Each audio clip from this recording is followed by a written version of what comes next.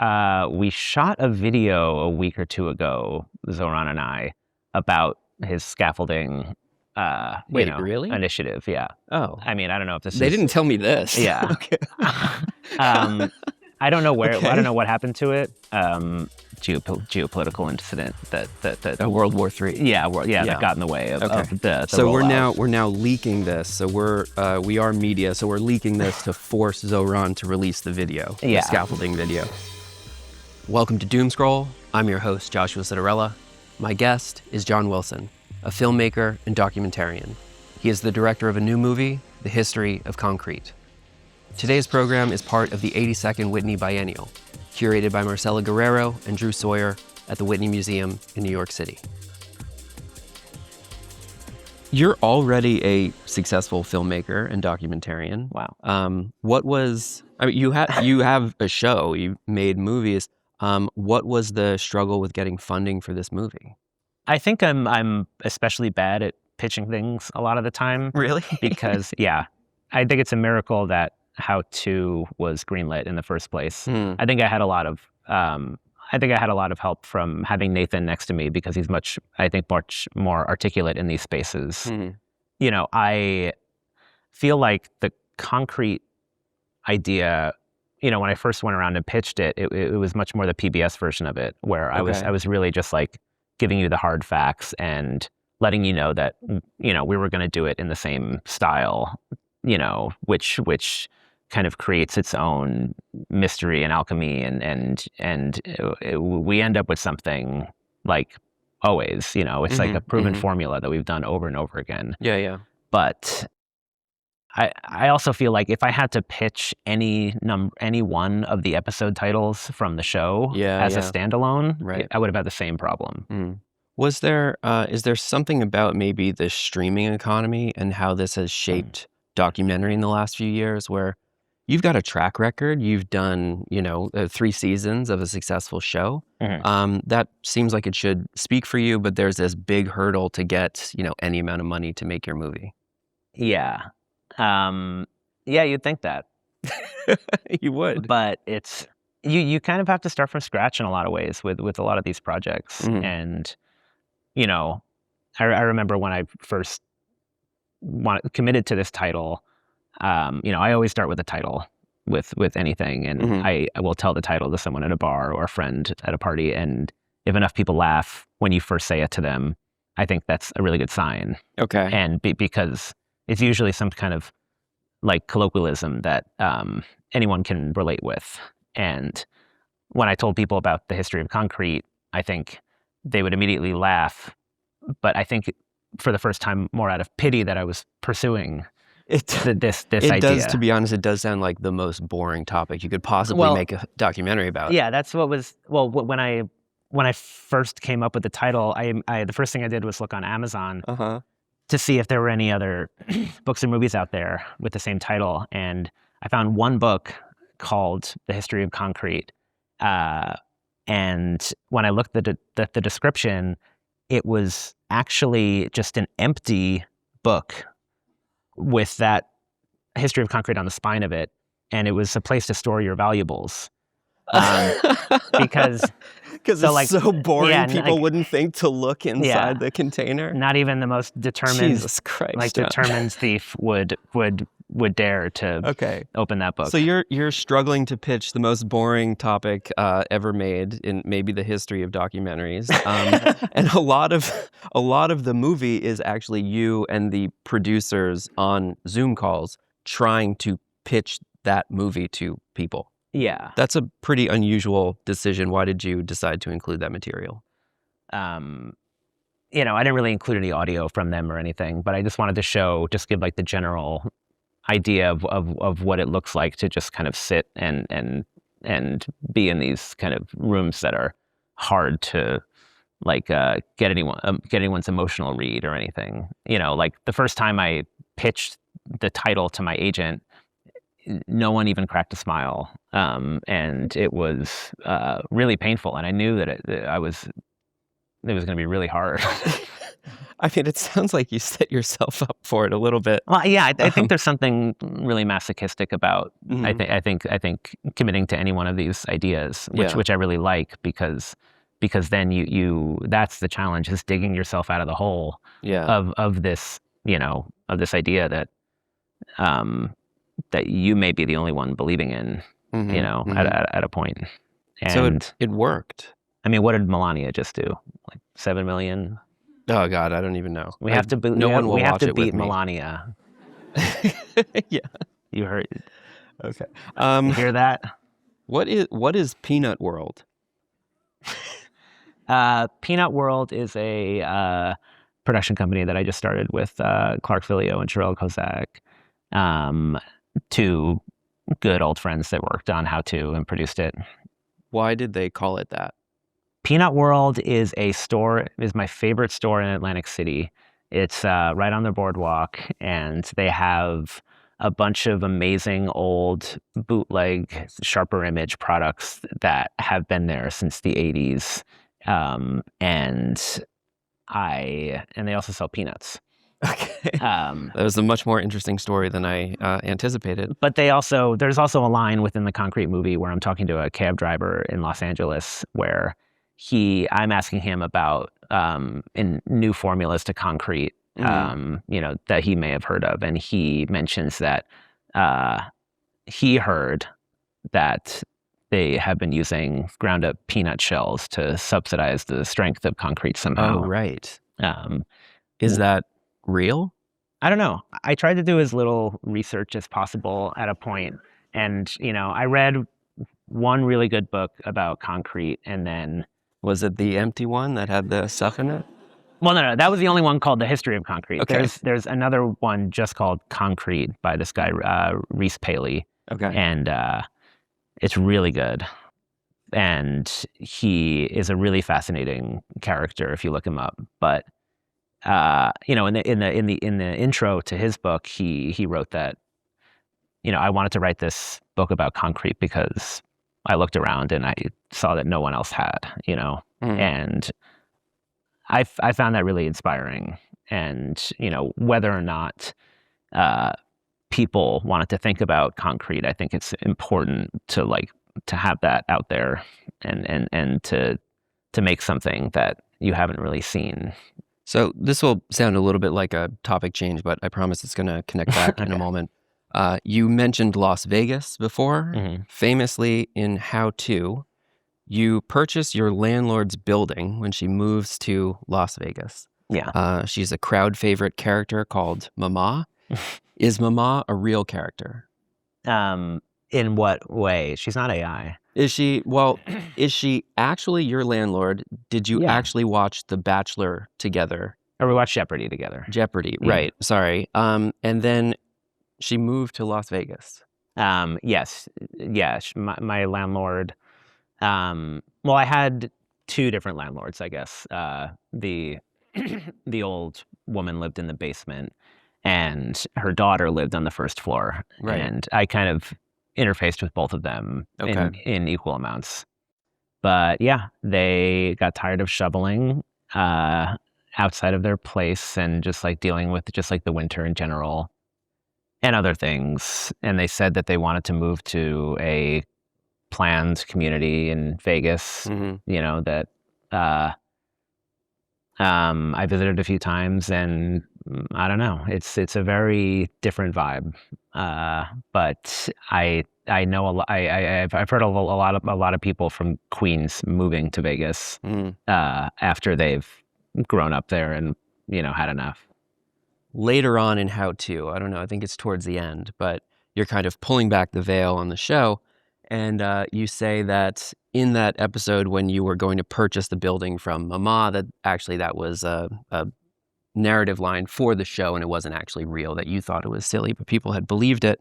Oh, wait, what? However, in The History of Concrete, it does appear that you have purchased a building in Ridgewood, Queens from your previous landlord.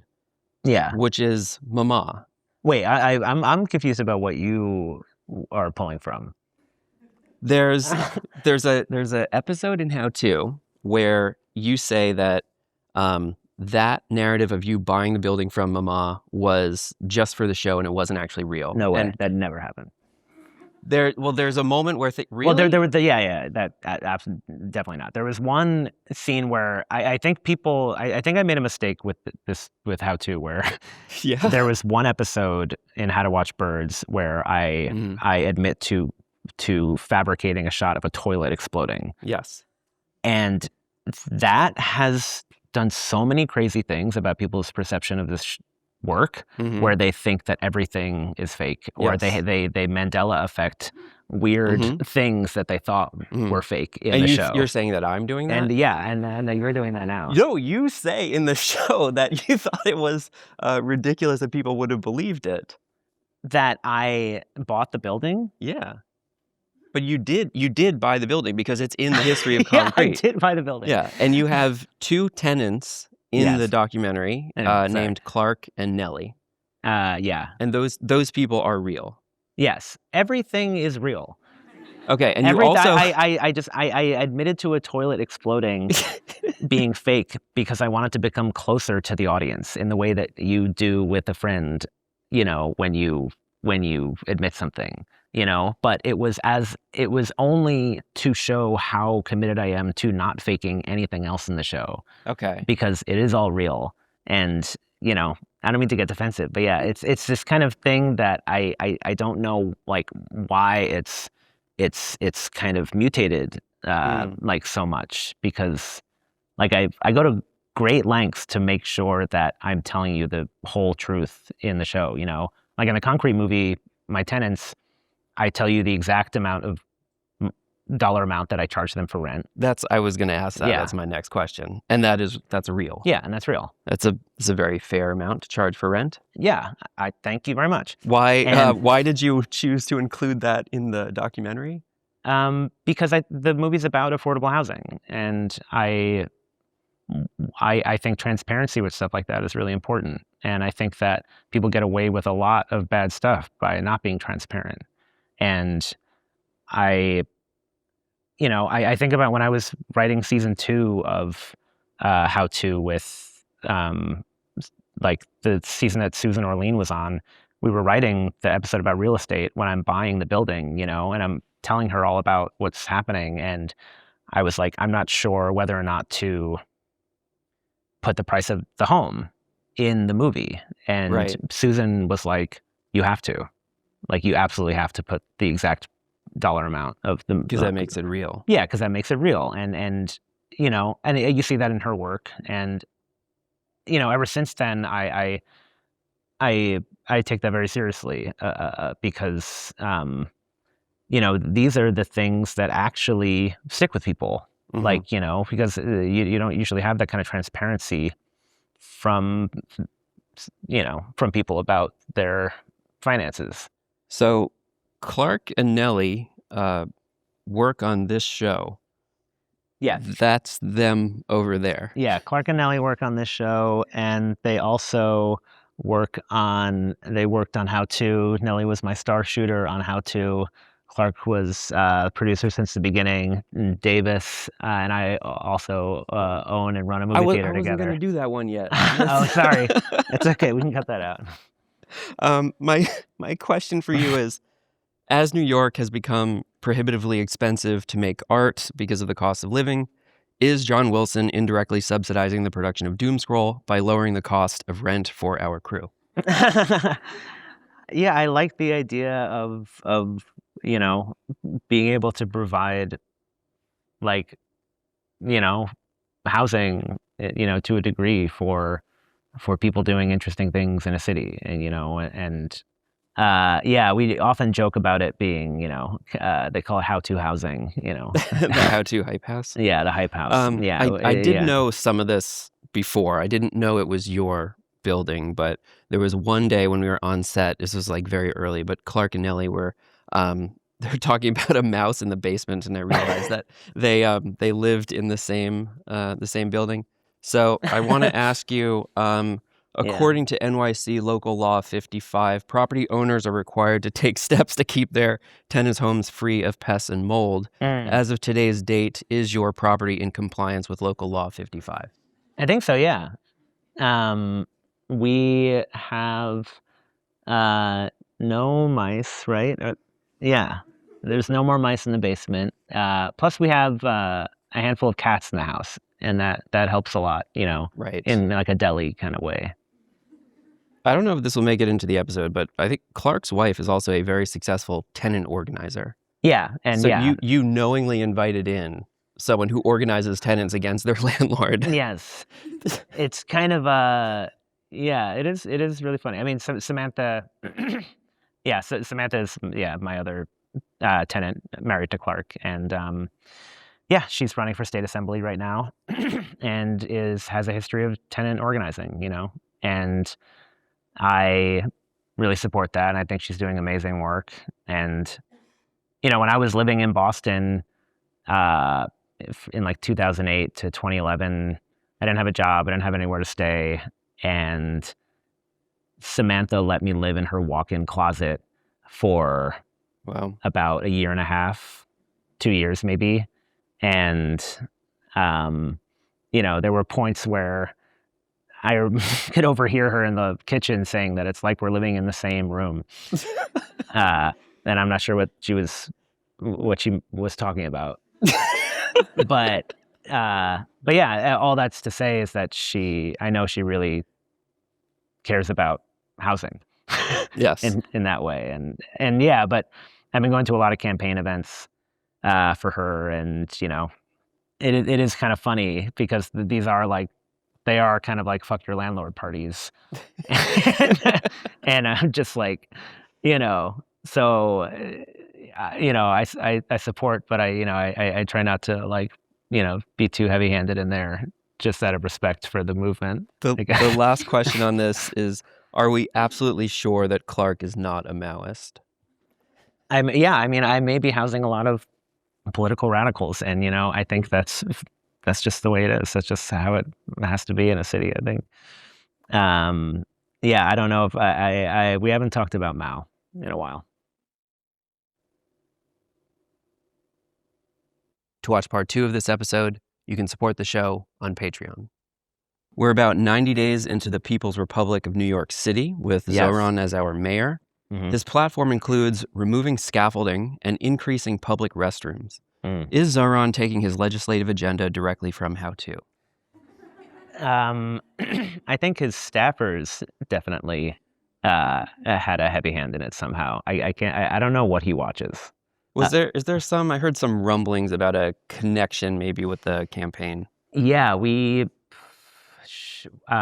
shot a video a week or two ago, Zohran and I, about his scaffolding. Really? Initiative, yeah. Oh, I mean, I don't know if this. They didn't tell me this. Yeah. Okay. I don't know where. Okay. I don't know what happened to it. I think the delay of his kind of scaffolding policy has been pushed back so many times at this point. Mm-hmm. They've been trying to get us to make a video together for a little while. That kind of sounds appropriate with the whole industry. Yeah. Yeah. And then we finally did it, but then I don't know. I think there was some domestic or geopolitical incident that World War III. Yeah, that got in the way of the So rollout. we're now leaking this. So we are media. So we're leaking this to force Zohran to release the video, the scaffolding video. I mean, yeah, I have the footage, but I think you'll bring it to WikiLeaks. Yeah, exactly. Okay, if it never comes out. But they have the other angle, which I think will probably look kind of cool. But yeah, I mean, I think that it was really cool that. Whether or not he was the one that wanted it to happen, the fact that he's actually doing, or considering scaffolding as this kind of like quality of life threat and actual life threat, in a lot of ways, and really working hard to try to get it done sooner, which I think is cool. When we were talking before, you mentioned that there's a kind of cycle to the renewal of these cities. Yeah, and. I think this is why this movie was a little hard to pitch at first, because at first most of what I had was this kind of gloom and doom trivia about like the material that is like nails on a chalkboard to financiers. It's like not something they really want to hear about, because it sounded like I was making a climate change movie, which I wasn't. Huh. I think at first. Oh, because there's CO2 emissions from concrete? Yeah, I mean it's like the second or third biggest contributor to global warming, Right. because right. of CO2 emissions, Yeah. and we're running out of all the sand that we need to make it, and a lot of the existing stuff that's out there is has like a much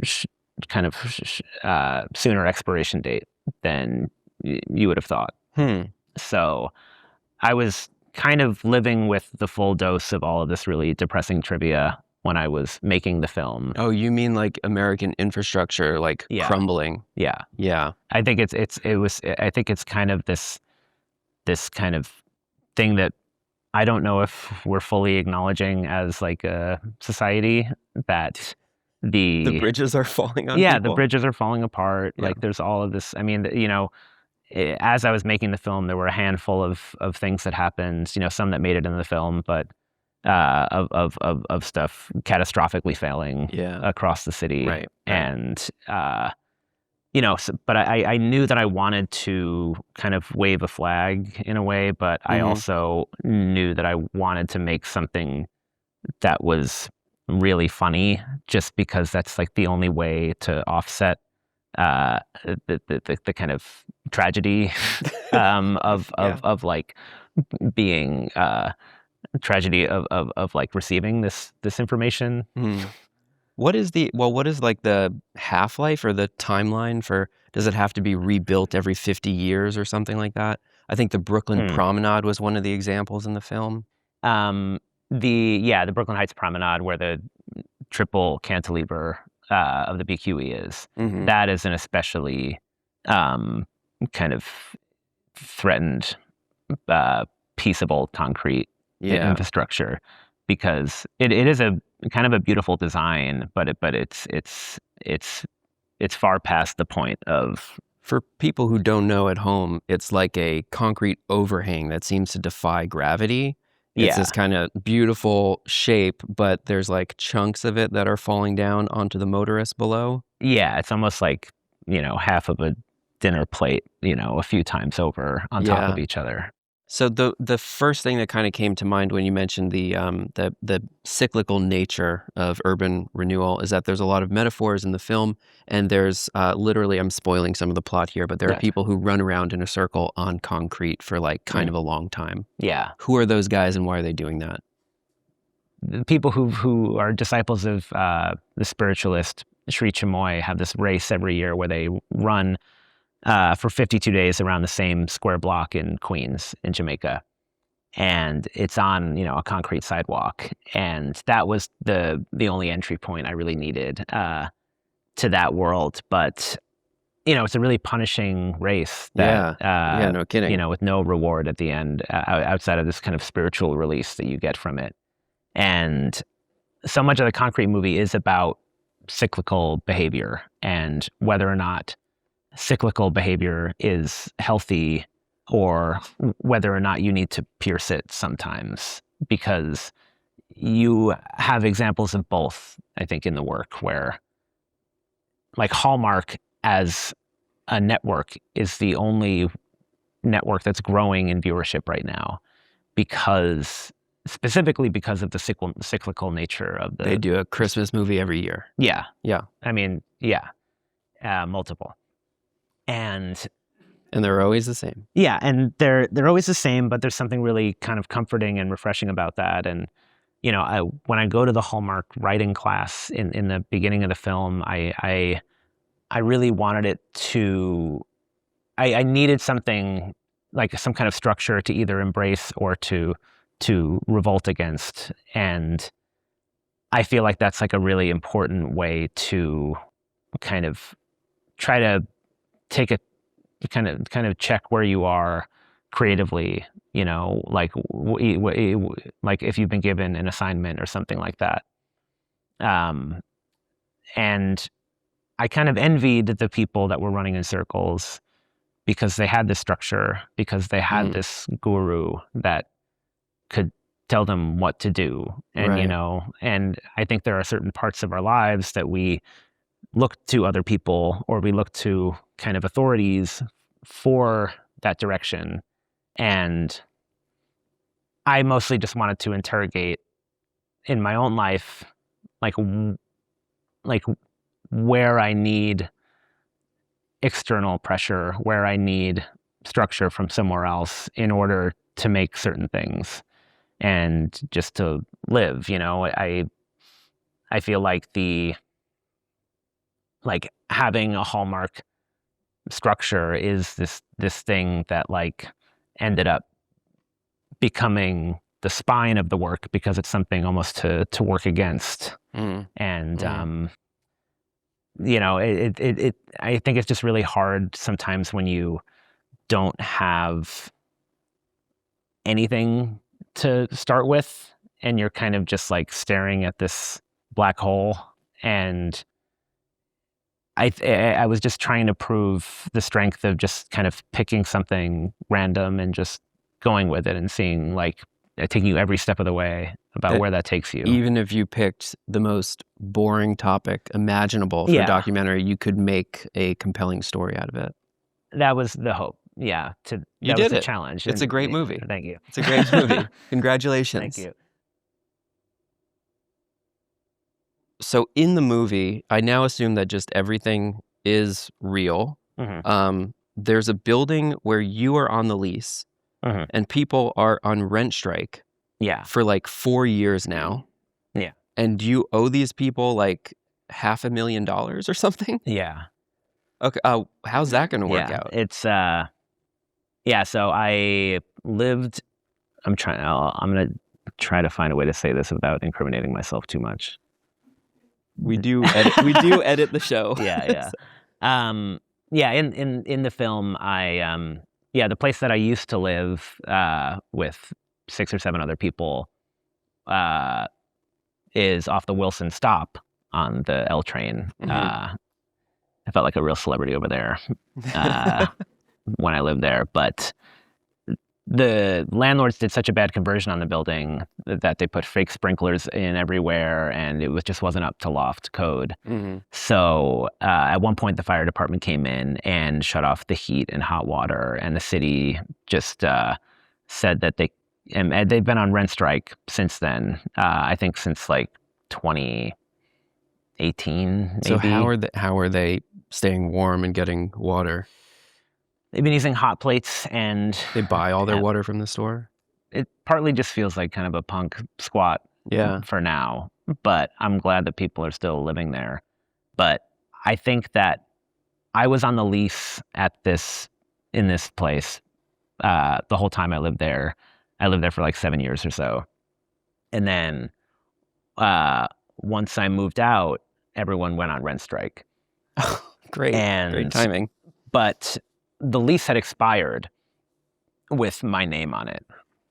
And but the company still kept like sending me these robo emails every single month for like escalating amounts of money.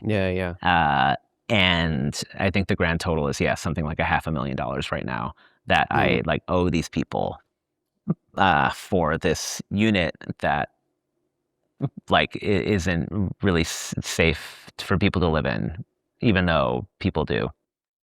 How much cement does China use? China used as much cement China used like just as much cement in about 4 years recently as the entire United States did in the past century. And this was some trivia given to me by a sand expert that was in the movie. And a lot of infrastructure spending. Yeah. And I was just talking to someone in Copenhagen recently that is from China, and they said that it's culturally sometimes you have to build a second house you like save up and you build a second house that's in this one area. And it's like a status thing to be able to build this house, but the entire neighborhood, all the neighborhoods are deserted, and it's more just like a kind of like a way to sink your money into this kind of a real estate investment. Yeah, somehow. And they don't live there, but nobody lives there, and it's kind of a ghost town. I forget the name of the town, but yeah, it was I mean, that's one example of just like the kind of this addiction to this material that certain parts of the world have. And, you look at, I mean, even Japan used so much concrete within the past decade. And these houses appreciate faster than just putting your money in the market or something like that. I think it like depreciates. It's just social prestige. It's just social prestige. Oh, wow. To build this decaying house somewhere else. They could be renting it out at least. I know. Yeah. That would probably be less prestige, though. Yeah. I think. Yeah. Okay, so it's just a I'm game no of expert, but people throwing money away for sport. Is that? Yeah, that's what someone was telling me at a bar the other night. Speaking of documentaries, did you ever see this movie called The Dells? Oh yes, I love The Dells. Do you know the URL where I can stream it for $5.99? Where is it? Is it on Mubi or something? It's on memory.is /the-dells. I think that was it. Okay. You are the co-founder of Low Cinema in Ridgewood. What was the inspiration to start your own movie theater? I felt like somebody had to do it, open a movie theater. I mean, I think that there used to be movie theaters, multiple ones on every block in the city, and it wasn't weird. I may be wrong, but I feel like the story of a lot of movie theaters is the story of a lot of kind of industries that kind of conglomerated into these larger companies. Like in smaller theaters used to be just like seen as something that you needed to clean up because it was like usually pornographic or kind of like kind of blue in some way. But all of these theaters started to get kind of either started to close, get cleaned up in the Giuliani era, and then now we're left with these Regals and these Lowe's type cinemas and AMCs that just take that like they're the only game in town in a certain way. And they also show pretty specific stuff like Mission Impossible type movies. Yeah. Not what you're showing at Low. I mean, no hate to any of the blockbuster movies because those are fun to show too. But like, I don't know. It's like I always bring this up. It's like Bed Bath & Beyond or something where it's like I used to be able to, like that's where I was buying my bed sheets, or you used to be able to just buy bed sheets at a bunch of different stores in your neighborhood. And then it all became Bed Bath & Beyond. And then that closed, and now there's nowhere to buy bed sheets. And now we just need to like reopen the bed sheet stores. It's like, that's how I feel about the cinema in a lot of ways, where we kind of reached this point, like with like what theaters were in the States, and where like now that they're just like there's just like one AMC or Regal in a town. And I know it's probably unrealistic and most people probably won't do it, but I think it would be cool to just think of these smaller cinemas as just like things that can, just reopen and like, the history of cinema it's not that long still comparatively. So this could just be a wave where we like kind of reopen these as social spaces, just as, even if there is no industry to speak of in the sense that we're used to with Hollywood movies or even mid-level indies being produced. I just believe in the cinema as a social and kind of like a political space. You have a Frederick Wiseman doc showing right now? Yeah, we showed Frederick Wiseman recently. We showed Racetrack on 16 millimeter. Yeah, we got the print directly from Zipporah, which I was like, I could not believe we were able to do within a year of opening, Yeah. Which is cool. Do you have any partners in that project? Yeah, I started the theater with my good friends Davis Folks and Cosmo Bjorkenheim. Yeah, I've known them from different parts of my life, but for a while, and they're both cinephiles, and I think just like to have a kind of a community-oriented project that like brings people together. So Davis Yeah, Davis, who also works on the show. That's Davis over there. Is John Wilson indirectly subsidizing the production of Doomscroll by offering high-wage, part-time employment to our crew? As of right now, I don't know, but yeah, I think I can't tell what is subsidizing what. I don't know. Okay, I have a few. Bear with me. I've got a few other bits here. So people who worked on How To and also the history of concrete, we've got a few more collaborators in common. Do you think LJ Frezza, this is our editor that you worked with for a long time, do you think LJ will cut this segment if I tell you his theory about Tower 7? No. Self-healing concrete is a harder thing to formulate.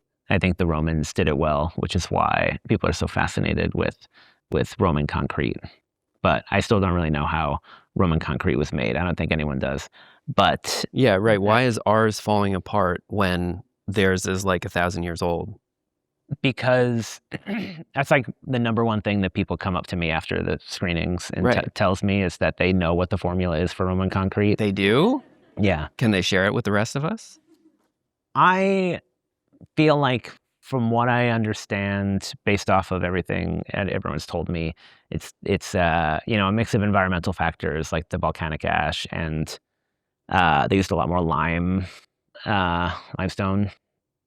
which had more self-healing properties within it. But I intentionally omitted that from the film just because I didn't really want to give anyone any actual answers, to the big questions. Leave it a little bit of mystery. Yeah. Towards the end of the film, you attend the City of Yes town hall. Yes. What were those debates like? Well, I went to a Ridgewood Property Owners Association meeting that I was invited to, and that was a lot of those are a lot of neighbors of mine that were being given a speech about the City of Yes by someone who was a bit more gloom and doom about it, who thought that it was going to kind of irrevocably change these kind of quaint neighborhoods into something, which is like a very classic kind of NIMBY kind of refrain. One of my neighbors on my street, he, was talking to the crowd, and he was like, look, we care about affordable housing because we are the people that give affordable housing to our neighbors. And, he was looking out to a crowd of people who own duplexes, or in Ridgewood. And if that's what you call them, some have 3, but yeah, I really believe in that, philosophy that it is to a degree an individual responsibility, of this, like of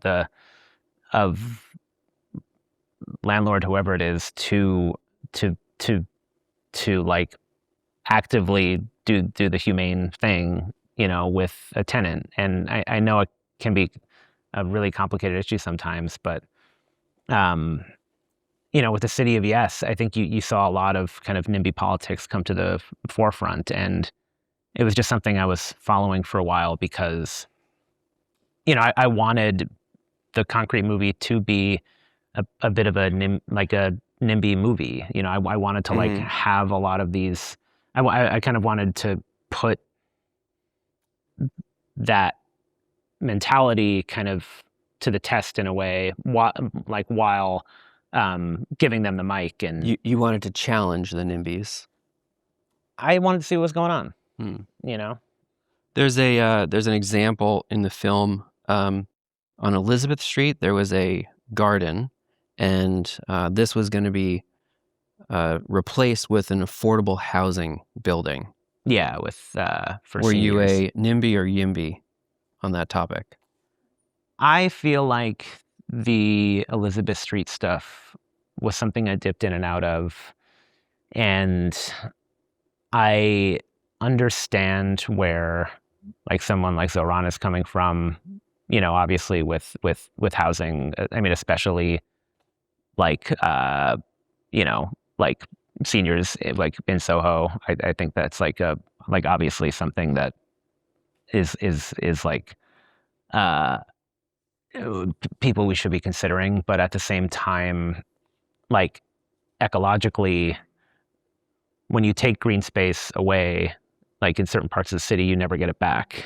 And it's this, we're at this point where we, and this I feel like is like the more conservative, like kind of part of me coming out, where it's, but where it's like, we need like areas for the water to drain into the earth, which we just don't have. And it's causing flooding like crazy. Right. And it's, but this is like the same thing, I'm saying the same thing as like Vicky does in the City of Yes, like hearing.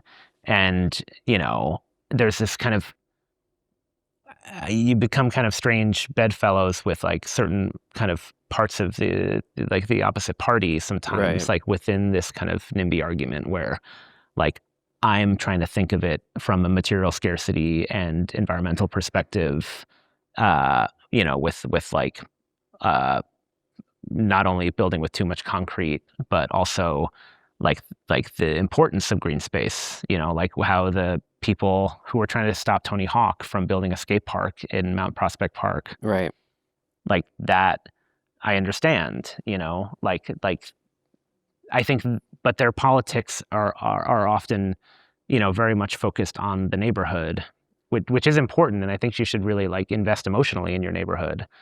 But I think that, I don't know, but skaters also need somewhere to go. It's tough. But yeah, I didn't have a lot of sympathy for those guys.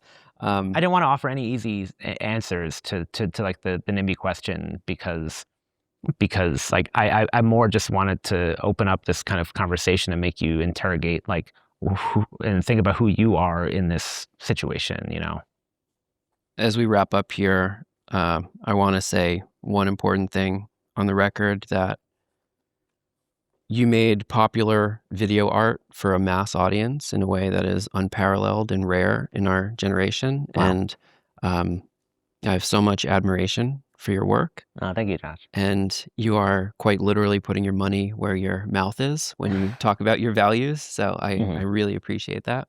Thank you, man. The last question I want to ask you here, which is perhaps the most important thing we're going to touch on, what was the plot of Jingleberry? Oh, wow. Jingleberry was about a young boy whose mother was really sick, and he wanted to enter a Christmas house decorating contest to try to win enough money to save his mother's life. But then he also wanted this toy that was really popular. It was basically the plot of Jingle All the Way. But, on like a $3,000 budget. Wow. You were spending that much in, what was that, high school? Yeah, high school. I mean, yeah, over time. Yeah, that's about what everything cost probably. But yeah, that was technically the first narrative feature, but The Concrete is my first documentary feature. John Wilson. Oh, yes, thank you. Thank you so much. Okay.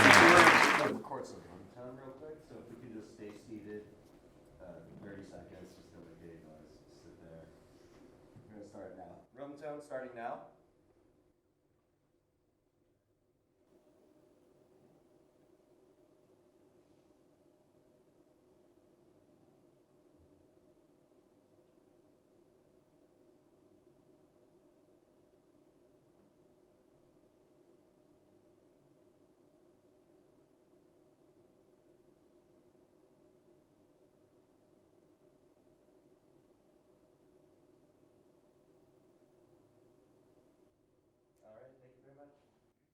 All right, thanks, guys.